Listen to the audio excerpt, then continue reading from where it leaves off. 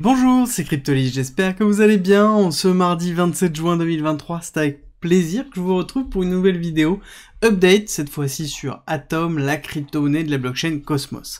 Comme d'habitude, ces vidéos update, on les divise en deux parties, une partie fondamentale et une partie technique. Fondamentale, on va revenir sur ce qu'est Cosmos, son utilité, son but, et du coup, qu'est-ce que Atom, donc la crypto de cette blockchain, et quelle est son utilité pareil. On viendra aussi sur les nouvelles, dans lesquelles on a quand même pas mal de news qui risquent d'arriver dans cette fin d'année, et ensuite on passera dans la partie technique pour se projeter court, moyen, long terme sur des prix d'achat, des prix de vente, sur Cosmos et Atom, et ça commence maintenant.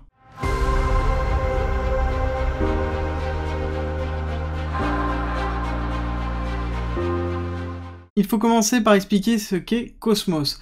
Cosmos est une blockchain de niveau 1 d'infrastructure. En tout cas, elle a commencé comme ça avec une vocation d'aller plus loin. Alors avant tout, une blockchain d'infrastructure, c'est une blockchain qui met à disposition des développeurs des blocs pour pouvoir en fait construire, développer des applications décentralisées. Et Cosmos a toujours été un petit peu plus avec une volonté d'aller beaucoup plus loin dans l'idée de construire ce qu'on appelle une layer 0. Une layer 0, c'est quoi? C'est une base dans laquelle des blockchains d'infrastructure peuvent se greffer et se construire. Donc c'est-à-dire que c'est l'équivalent de la fondation de l'ensemble des blockchains qui se construisent dessus. Quand on parle de Cosmos, on parle souvent de Cosmos SDK. Donc SDK qui est le kit de développement mis à disposition par Cosmos et qui permet de créer des blockchains. C'est vraiment le principe de Cosmos, c'est de mettre à dispo tout pour pouvoir construire facilement une blockchain dans laquelle on va avoir le bloc consensus, on va avoir le bloc transaction, on va avoir le bloc IBC, IBC étant justement leur protocole d'interconnexion, et ça on reviendra dessus après, mais il faut comprendre que Cosmos, c'est vraiment leur volonté, c'est de mettre à dispo facilement un écosystème pour construire sa propre blockchain, et que sa propre blockchain soit interfacée avec toutes les autres qui sont créées sur Cosmos. C'est vraiment le principe même de Cosmos, et c'est le but même, ne serait-ce que dans le nom en lui-même. Le but c'est d'avoir justement un atome, donc c'est-à-dire la monnaie qui va interfacer les différentes blockchains qui vont communiquer entre elles pour former une galaxie, et ces galaxies vont former derrière un cosmos pour ensuite former un univers. C'est le principe de fonctionnement, et on voit que c'est exactement de cette façon-là comme il se décompose. On va avoir les hubs qui sont globalement Cosmos, et on va avoir toutes les blockchains, donc les parties bleues, qui sont des blockchains qui ont été construites avec le SDK, pour ensuite s'interfacer par exemple avec des bridges qui ont été mises à disposition pour Bitcoin, Ethereum et autres. Et c'est vraiment le principe même. Et ils vont encore plus loin. Je vous ai parlé d'IBC. IBC, c'est vraiment le protocole qui permet cette interconnexion, qui permet justement la construction de ces petits bridges, de pouvoir communiquer entre eux. Ça va même relativement loin, parce que le but de l'IBC, c'est pas juste le fait de communiquer d'une blockchain à une autre, mais c'est de créer quelque chose qui va être totalement transparent. C'est-à-dire qu'on ne saura pas qu'on est sur Osmos, qu'on est sur Cosmos, qu'on est sur EVNMOS, peu importe, on sera en fait sur une blockchain de l'écosystème Cosmos, et ce sera une expérience qui sera donc uniforme. Et même pour aller plus loin, ils veulent permettre la possibilité de s'interfacer avec des smart contracts qui sont sur une blockchain ailleurs, et de pouvoir les utiliser par exemple sur la blockchain où on est ici. Et ça c'est vraiment très fort. Ça veut dire qu'on aura la fin de cette mise en place de clusterisation de la liquidité, dans le sens où la liquidité elle est possédée par les différentes blockchains et non pas par l'écosystème. D'avoir une layer 0 comme justement Cosmos permet de régler cette problématique. On a vraiment quelque chose qui s'interface très bien. Alors pour aller plus loin, ils ont eu une proposition qui a été en début d'année, qui a été Cosmos 2.0, qui a été rejetée. On va comprendre pourquoi elle a été rejetée, mais surtout cette notion d'évolution, leur volonté est de revaloriser Atom dans son fonctionnement au niveau des différentes blockchains qu'ils peuvent avoir, et derrière, changer la tokenomics d'Atom et de mettre au centre en fait la notion d'IBC et donc la notion de sécurité partagée, de communication partagée. Ça a été refusé parce que la totalité des modifications était uniquement dans un seul et unique vote, et ça posait problème parce qu'il y avait des petits points sur lesquels il y avait voilà, des petites choses à modifier. Et ce qui s'est passé, c'est que la totalité de Cosmos 2.0 a été divisé en plusieurs petits votes, et c'est en train de passer petit à petit.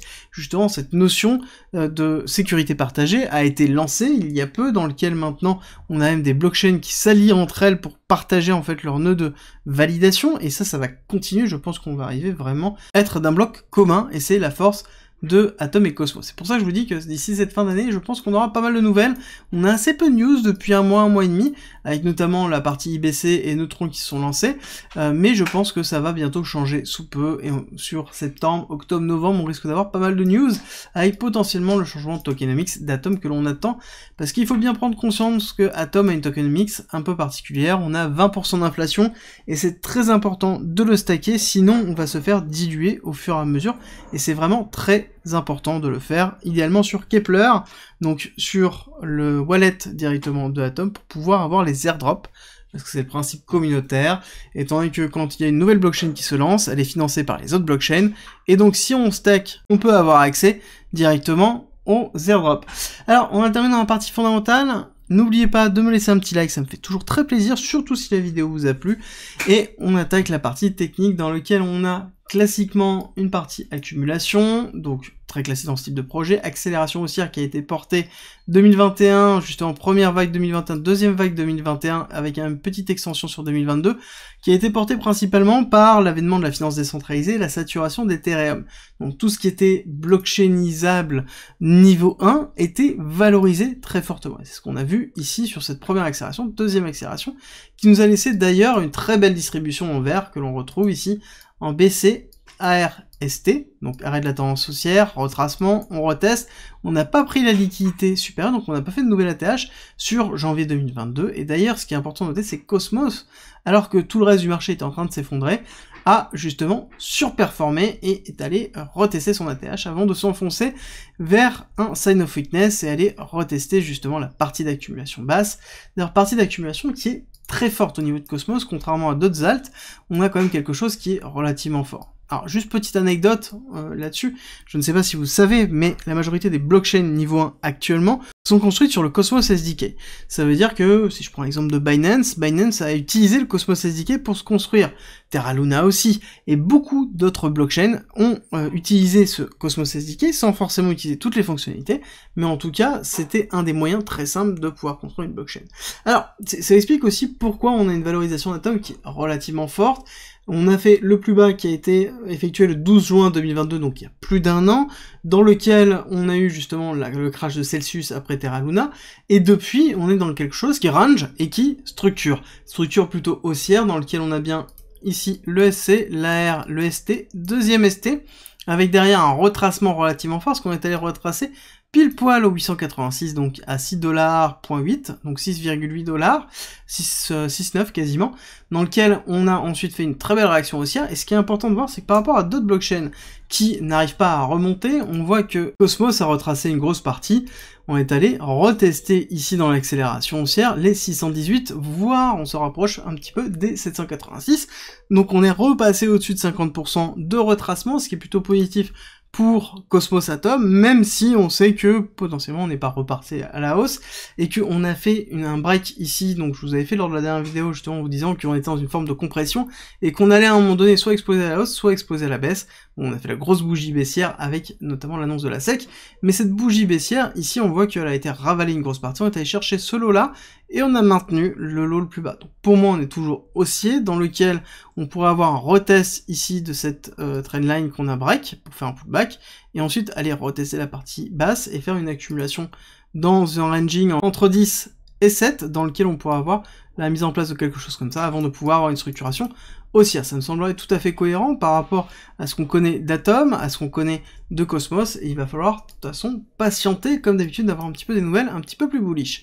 Qu'est-ce qu'on peut se fixer sur le long terme? Nous sommes toujours dans la spot zone, donc la zone d'achat long terme, et ce qu'on peut se fixer comme grande zone derrière, on pourra avoir vague 1 d'accélération, retracement vague 2, et ensuite avoir une grande vague 3 qui irait chercher le 1,618 classique au niveau de l'extension de Fibonacci pour aller chercher les 76$.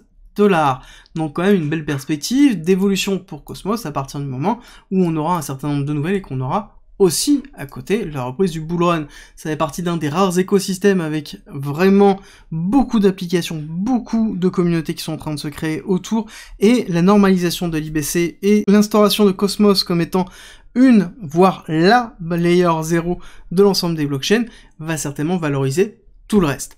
J'espère que cette vidéo vous a plu. Si c'est le cas, vous avez la même vidéo pour BNB, la crypto de Binance et de la BNB Chain avec toutes les nouvelles qui arrivent. Je vous la mets ici si jamais vous ne l'avez pas vu, et je vous dis à demain matin pour la nouvelle quotidienne.